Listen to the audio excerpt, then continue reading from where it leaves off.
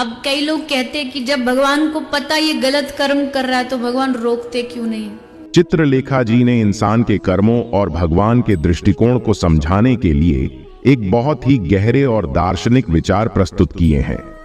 इस विचार में वह भगवान के न्याय और इंसान की स्वतंत्रता को समझाते हुए एक बहुत ही सरल और जीवन से जुड़े उदाहरण के माध्यम से इस बात को स्पष्ट करती हैं कि आखिर क्यों भगवान इंसान को गलत कर्म करने से नहीं रोकते, भले ही उन्हें यह पता होता है कि इंसान गलत दिशा में जा रहा है।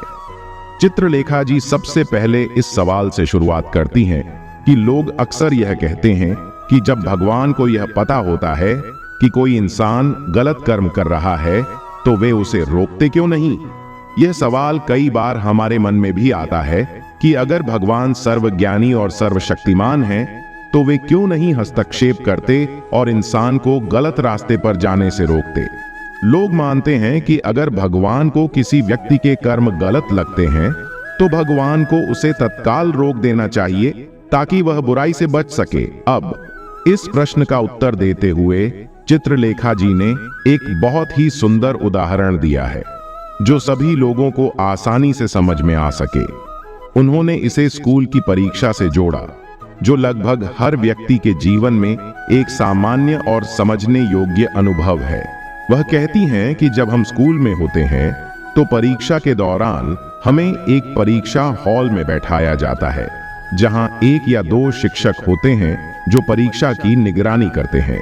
शिक्षक पूरे हॉल में घूमते रहते हैं और ध्यान रखते हैं कि कोई छात्र नकल न करे या अनुचित तरीके से परीक्षा न दे।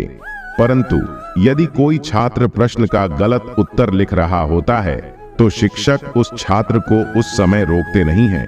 वे यह नहीं कहते कि तुम गलत लिख रहे हो, इसे सही कर लो।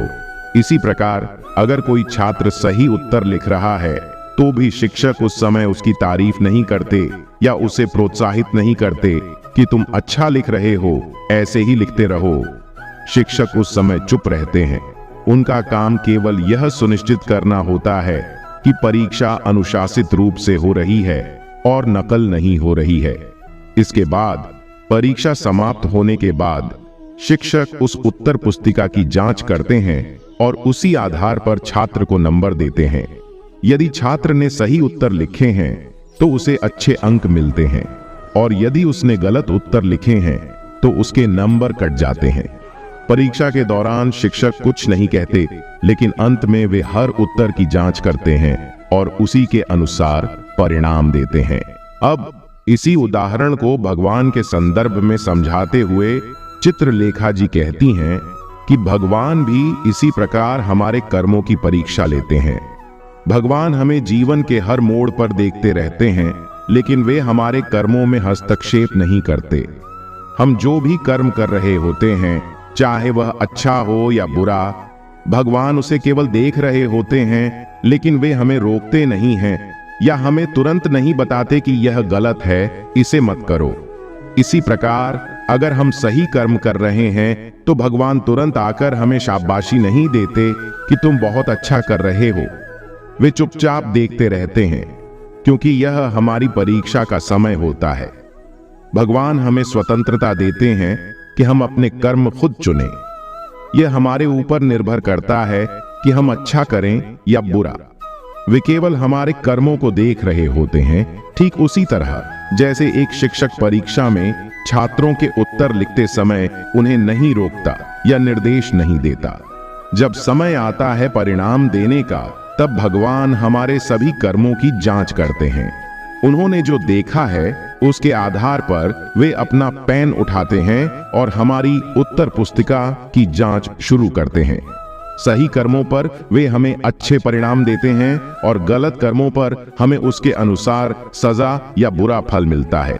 यह पूरी प्रक्रिया इस बात को समझाने के लिए है कि भगवान क्यों इंसान को उसके कर्म करने की स्वतंत्रता देते हैं और वह क्यों हर समय हमारे जीवन में हस्तक्षेप नहीं करते।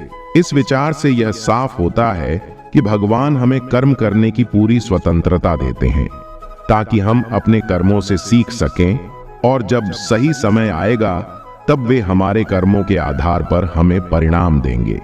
इसलिए भगवान हमारे कर्मों को रोकने या मार्गदर्शन देने के बजाय हमें यह स्वतंत्रता देते हैं कि हम अपने जीवन की परीक्षा खुद दें और फिर अंत में वे हमारे द्वारा किए गए कर्मों के आधार पर न्याय करेंगे।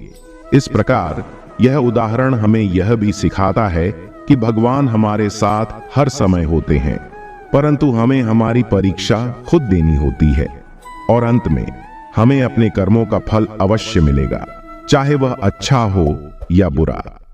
दोस्तों, आपको ये वीडियो अच्छा लगा है तो एक बार चैनल को सब्सक्राइब कर लीजिए